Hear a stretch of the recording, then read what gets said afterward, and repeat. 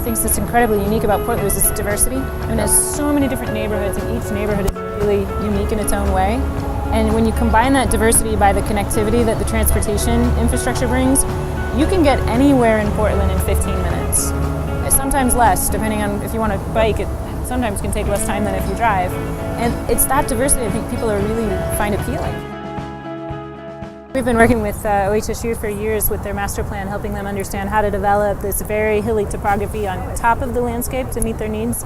And now that they've begun to outgrow that and start to collaborate with other universities like Oregon State and University of Oregon, they've begun to move down and develop an entire new area down on the waterfront, which is the South Waterfront District.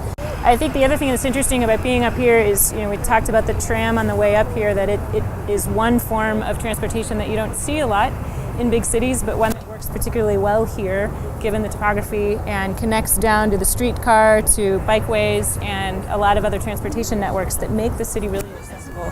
So even though you're up on the hill and you're somewhat removed from other areas of the city, you're only removed from the standpoint of a little bit of time on some public transportation, and suddenly you're in an entirely new environment. So speaking about development, when OHSU start thinking about what's its development over the next 20 years, one thing they've realized about the challenges of being up on the hill and growing as an institution is sometimes institutions can be sort of myopic in their mind. It's all about themselves, it's all about what they do. But being in Portland, they realize that it has to be a live-work condition wherever they go. So it's about sort of the root of building great cities. So as they look down into the South Waterfront down below as a part of their expansion, those places are being viewed as a place where people can live, work, and play. So eventually, the South Waterfront is going to grow and to become another neighborhood. It's a neighborhood for the mind, just not a pantheon of a single entity, which what they have right now.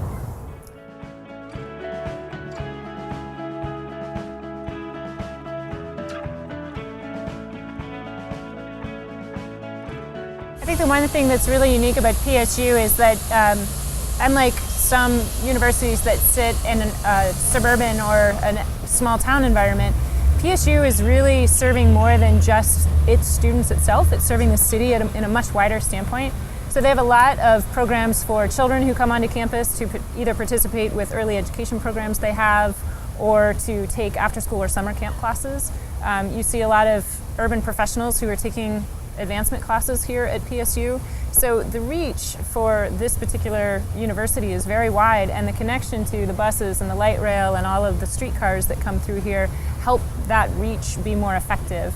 In any downtown environment, parking is tough. It's no different here. So the more that they've been able to bring in students by other transportation modes, the more they've been able to increase the population and the impact of the campus. Some universities and from other cities would normally say, we want the light rail or transportation at the edges. And in this case, PSU and PSU Urban Design School embrace the notion of having the streetcar and the buses and the light rail being at the center of where they are, because they truly believe at their core that is the root of being an urban university. So to some degree, it helped them funnel the students in and out and allow the ease of transportation and accessibility. So you can see behind us, this is one of those areas where the streetcar is actually at the same level as the urban plaza, and people move freely back and forth across that. It does mean when the train comes through that it moves slower, and the train driver is always watching for people moving through. But generally, because this happens so many places in Portland, I think for those of us that live here, we become very accustomed to that movement of the train and anticipate it coming and be prepared for it. So it really works well, and it makes it so much easier to see and use the train. It's easy to get to. It's not as if you have to snake around to a platform or go down into a lower level subway.